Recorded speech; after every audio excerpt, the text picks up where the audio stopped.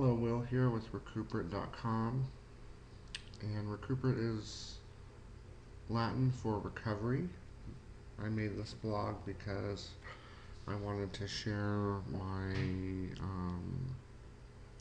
all the details and all the successes of my own recovery from addiction and mental illness. And in this particular blog post, I'm going to talk about creating a budget for somebody on SSI because people with mental illnesses a lot of times are on SSI or SSDI, and I coincidentally work in mental health, and I work with people with mental illnesses and co-occurring diagnoses. That is, they have a mental illness and they have a diagnosis of an addiction. And a lot of these people are on SSI and they feel like they don't have enough money to get by. They just really wish they could make more, but they don't feel like they can work. And they're just really bummed about their financial situation, especially those that have overextended themselves and can't recover from it for whatever reason. So in this video, I'm going to talk about creating a budget on SSI and sticking to it. And we'll actually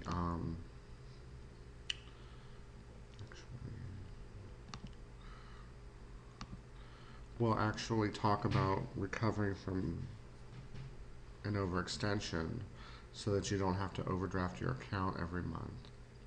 So I'm using a spreadsheet, LibreOffice, Calc. You can use Microsoft Excel if you want, if you have that. The first thing I'm going to do is create a cell for income. You just put what you make in there. If you make, let's see, I think the cap on, if you're not making the cap on SSI, maybe it's because you get SSDI and it's like $500 a month, you should consider applying for SSI on top of that. Usually people that I see make only for $400 a month or $600 a month or something like that.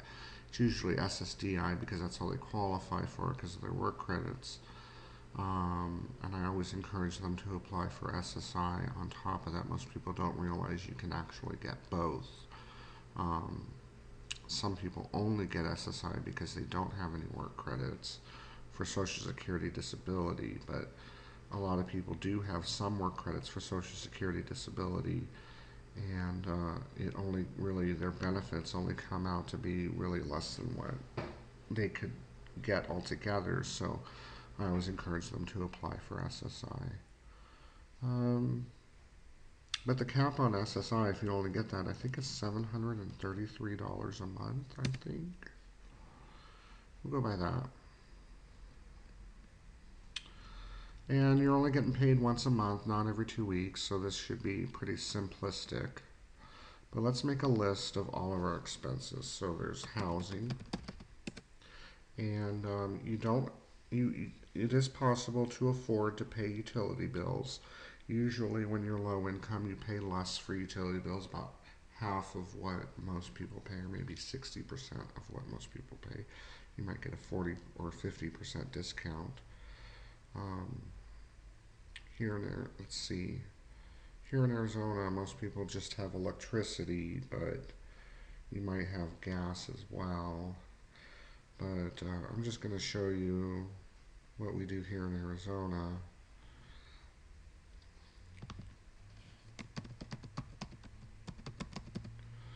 You might have a water bill and a phone.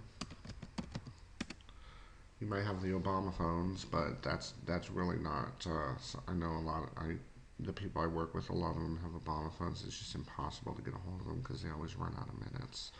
Or some people might pay for a phone with limited minutes. It's really definitely worth your while to get a phone with unlimited minutes. You should never be without a phone. So let's talk about food, and let's talk about transportation. Here in Arizona, if you have a serious mental illness and you're receiving SMI services, you can actually get a free bus pass. Um, so that might actually be zero for you, but we'll factor that in and see what happens. And let's do miscellaneous. And let's do clothes.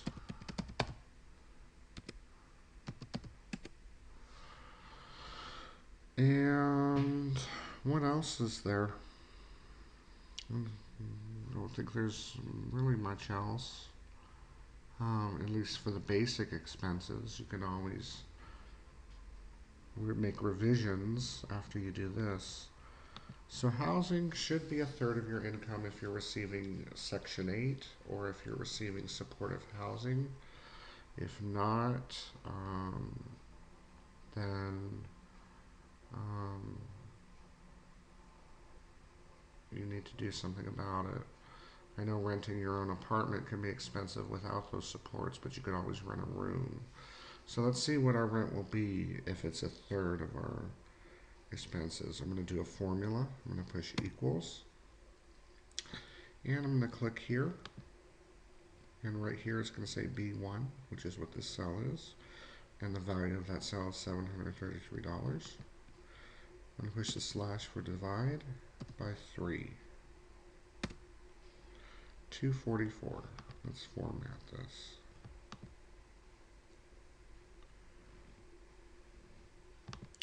We're not going to do decimals. That's just too complicated. Now, there's no way you can rent a room for $244 a month, but if you are receiving those supports, which most of the people I work with do, that's how much you'd pay for rent.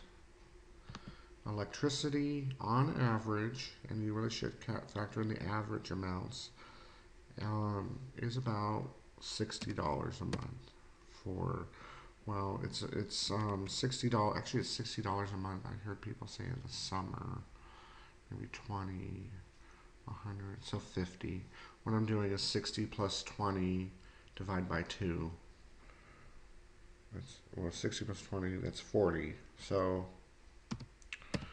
$40 a month for electricity on average.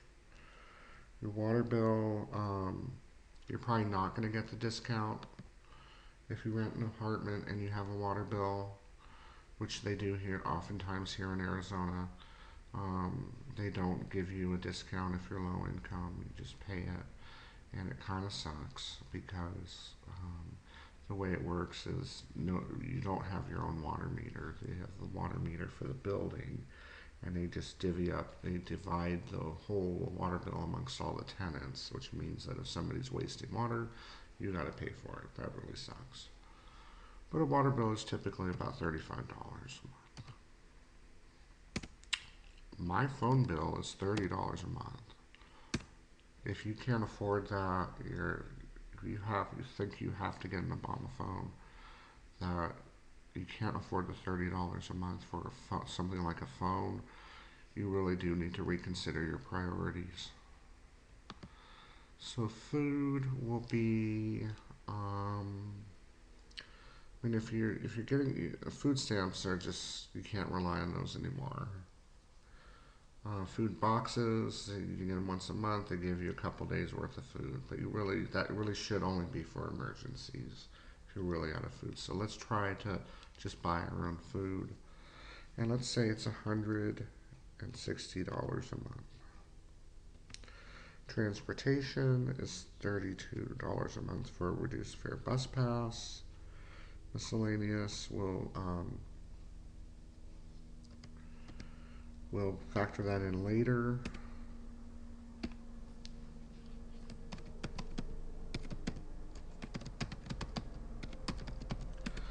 So what I'm going to do is highlight all these cells and push this sigma sign. Oops.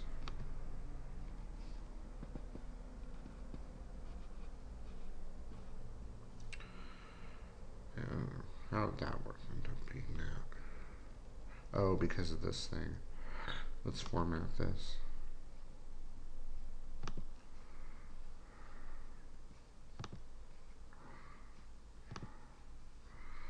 Okay, so $561 is your expenses. So let's factor in $100 a month for miscellaneous. And as you can see, this updated automatically. $661.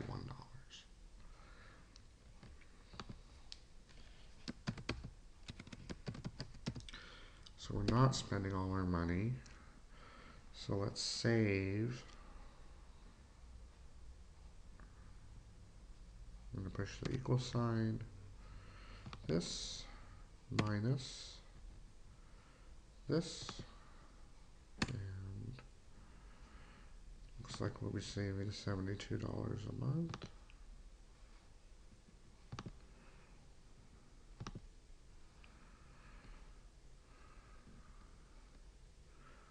And it's good to put that away. Now, if you're on SSI and you get Medicaid, you don't want to save up too much money. Because if you have too much money, you won't qualify for Medicaid anymore. They don't just go by your income, they go by all your resources, and including how much money you have in the bank. So I think with Arizona and Access, I think it's $1,500. You can't have more for one person, and it might be $3,000 for a couple in the bank. Now, if you're only saving $72 a month, it might take you a while to save up $1,500. So it really shouldn't be something to worry about. But if you do end up saving up quite a bit of money, it's good to just go and splurge and spend it on something like a new computer or something like that. So let's talk about getting out of a jam. Let's say, let's say you overextend yourself every month. Let's say every month your bank account ends up being, $150 overdrawn.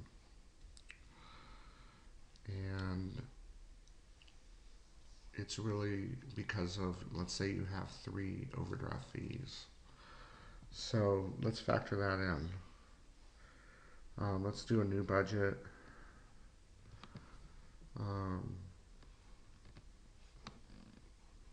Let's copy this whole thing. Why did that end up being 0? I don't know. Oh.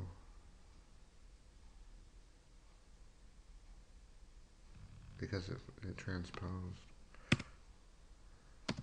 Oops. Okay. And then this needs to be B also. Okay. Because this is B1. There's nothing over here, but it transposed it to over here. So, okay. So let's do the miscellaneous. Let's do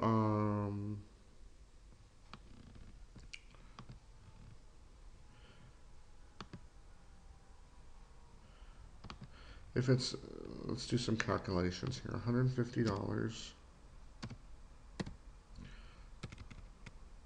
Let's use this for scratch. $150 minus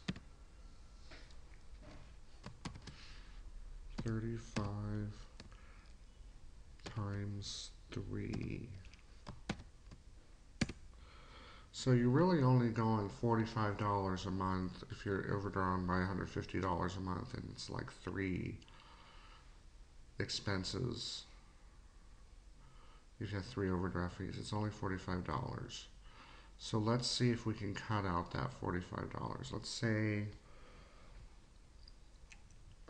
you're going out to eat. Your miscellaneous is $100 a month, and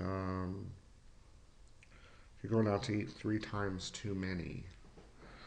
So what you can do is, let's put right here,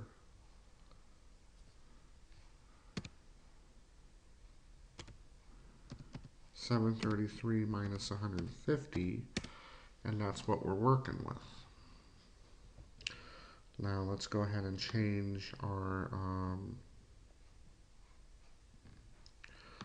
save. This doesn't change, but this savings will change. So instead of B1, let's make it back to E1. So we're $78 in the hole. We need to cut $78 out of. So 1 month you will only go out, let's say $50 for miscellaneous. This is how you get out of it. You just kind of, what do they call it? Tighten the belt. Tighten the belt for maybe not $50 because it's really not too much. You're only, because you have the $72, but then you had some, you're still in the hole. So let's do $75. Let's spend $25 a month less on miscellaneous. And cook more at home. Or maybe mooch off of somebody if you want to. Say, hey, to a friend, hey, I'm kind of struggling this month. Can you get me? And maybe I'll get you back some other time. Don't exploit your friends or like take advantage of them or anything. But friends are there to help you out, and family members are there to help you out as well. Okay, food. We can. I can eat pretty good on $120 a month. So instead of 160, let's do 120. So now all we need to do is cut $13. Let's not buy clothes this month. Let's not, because the clothes you've watched my other videos on budgeting. If you haven't, I suggest you do. I mean, you can't really buy much with $20 for clothes, but you can just you can just withdraw it and keep it in under your mattress and save up, and then next month you'll save another $20. And you'll have $40, and then $60, and then $80, and then $100. Well, $100 is a good amount to go out and buy clothes with, especially if you can fit into the clothes at thrift stores or you like those clothes. So let's just not have a clothing fund this month. And there you go. Now we have $7 left over.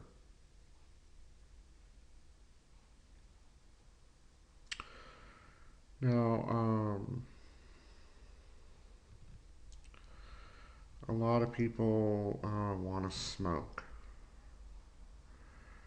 Well, if you smoke rollies, that can be your miscellaneous, but what we can do is create an actual fund for it. This is our budget for when we've overextended ourselves.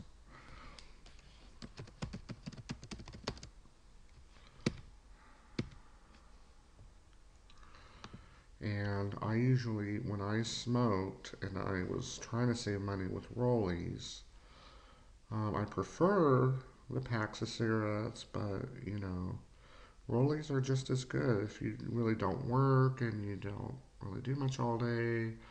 I mean, to make my cigarettes, I only spent maybe 10 minutes a day making them for the day.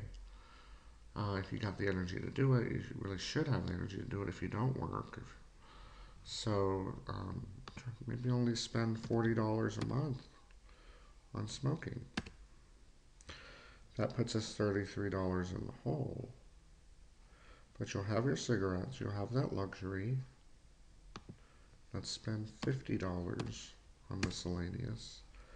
And really, we only need to find a way to come up with $8.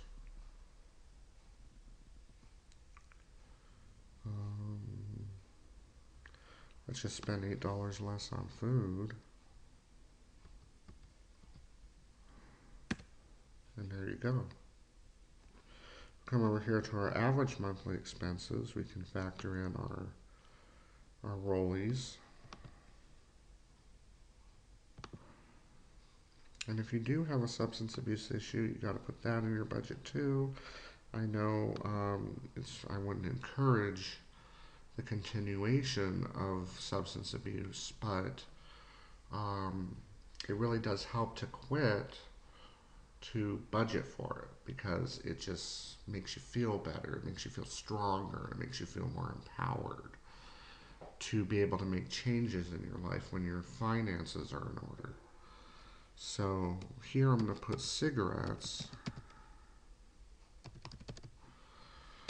but you can put whatever you want in there, whatever it is. Alcohol, $40 a month on alcohol.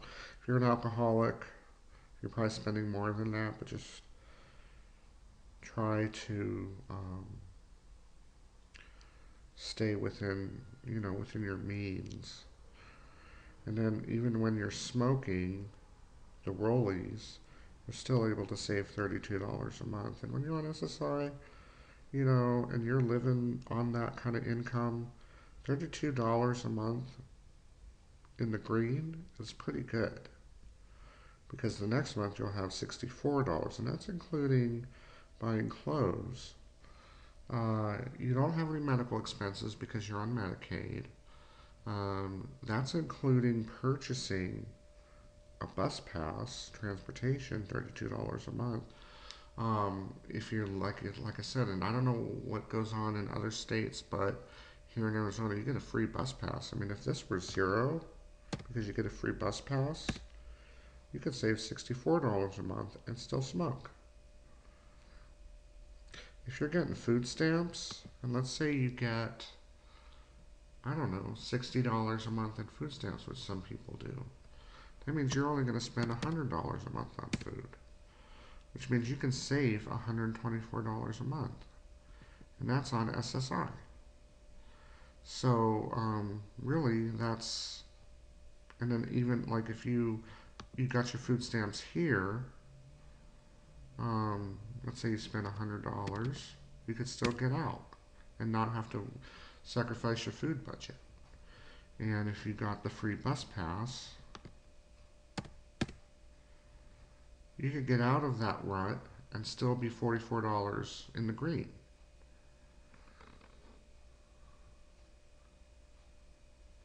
So that's my video on how to budget on SSI. I might actually refer some of my clients to watch this video, and I think that they might be inspired by it. Our peer support specialists actually offer assistance in budgeting, and if you do really need that, you talk to a peer support specialist or peer mentor or something if their state has services like that. But this is Will with Recuperate, and I hope that this video inspires you to really take hold of your finances and help yourself feel more empowered to recover. If you're watching this on YouTube, log on to the blog at recuperate.com and read the blog posts. If you're watching this on the blog, read the blog post, leave a comment, and let me know what you think. Thanks for watching.